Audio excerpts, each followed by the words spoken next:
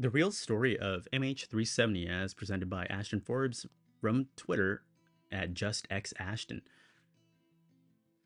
The truth may be puzzling, it may take some work to grapple with, it may be counterintuitive, it may contradict deeply held prejudices, it may not be consonant with what we desperately want to be true, but our preferences do not determine what's true.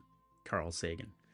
MH370 took off at 1642 UTC from Kuala Lumpur headed to Beijing.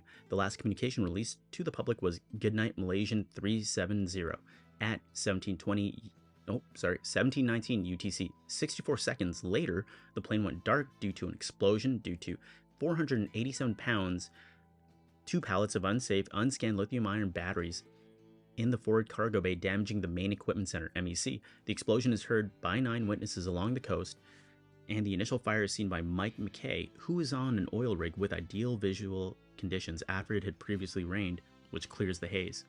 In an emergency, you aviate, navigate, and then communicate. According to pilots, MH370 would have pulled the main buses and restored the circuits until they isolated the bad one. If they did this, the plane would go dark. The plane turns and goes to the closest airport with a runway long enough to handle a 777 Penang Airport. 10 minutes after it goes dark, the plane is seen flying low by 8 fishermen because they depressurize the cabin to fight the fire and allow enough oxygen for the passengers to breathe. Okay. Malaysian officials admit they considered the plane not hostile and assumed it was an emergency maintenance event consistent with the fire scenario.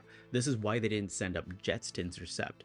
The CEO of Malaysian Airlines even lied about the dangerous cargo and only admitted to the batteries being on board a week after the South Indian Ocean narrative was invented. This scenario was ignored by the original investigators because it negates the story of the plane flying into the South Indian Ocean, which is solely supported by 10 rows of an Excel document released to a blogger via a family member of one of the victims years later in 2017. There's also a data anomaly at 1839 UTC in the Inmarsat Excel data. The fire extinguishing devices only last at most 3 hours. A plane on fire isn't going to last until fuel exhaustion. The plane was flying low enough, roughly 7,000 feet, when it reached Penang at 1752 UTC for the co-pilot's cell phone to ping a tower. They couldn't land either due to a lack of runway lights, communication, fire, or damage to landing gear. It now became a judgment call for the pilots, so they proceeded for an ocean landing where emergency resources would be available in the form of Cope Tiger exercises in the Andaman Sea. Early reports stated Sabang ATC lost contact with the plane at 1840 UTC near the Nicobar Islands, the same location KT sees a plane with no navigation lights descending, billowing black smoke and glowing orange, consistent with bromine, a halon gas being released from battling the fire. This is roughly the same time a Chinese-only report, Mayday, is intercepted from MH370 claiming the plane is disintegrating and attempting an emergency landing. The witness and Mayday are consistent with the time spy satellite USA 229 is staring down at the Nicobar Islands, and this is the same location the South Indian Ocean narrative claims the plane made an abrupt turn south. This is the time and location of the MH370 videos, as indicated by the coordinates in the satellite video.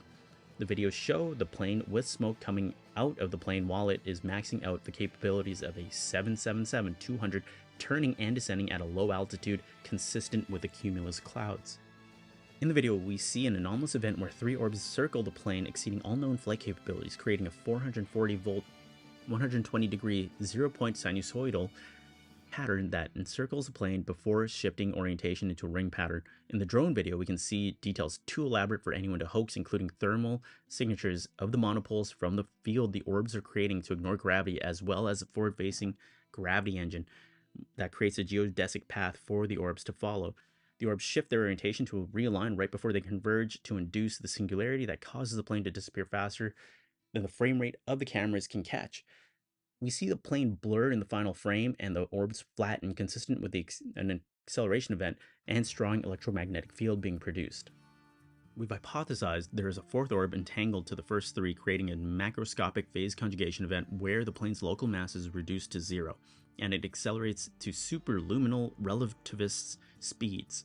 The direction of travel is suspected to be backwards based on the plane being sucked backwards into the singularity in the videos. This would put it somewhere west of the Nicobar Islands, perhaps near the Maldives. A B777 fire suppression device washes up in the Maldives with a visible serial number, but the islands are intentionally excluded from the search. As many as 20 islanders of Kuvo Hadu see the jumbo jet with red and white stripe in the early morning hours heading in the direction of Diego Garcia military base, but are discredited because their sighting has a plane coming from the west. The outcome of the passengers is bleak, given the scenario. There is a glimmer of hope because American passenger Philip Wood posted an all-black picture on the website 4chan roughly 10 days after the plane went missing, claiming he was held captive and drugged, with XF data of the photo having coordinates that point to Diego Garcia. If this image is authentic, then the surviving passengers ended up at one of the most isolated and secretive military bases in the world. This is the real story of MH370 as termed by the combined investigative efforts of the MH370X community.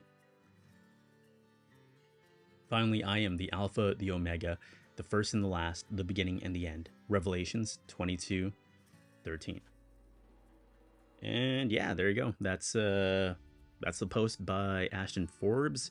Hopefully that that was concise enough for everyone. And yeah, this is Hermes bringing you the big poo.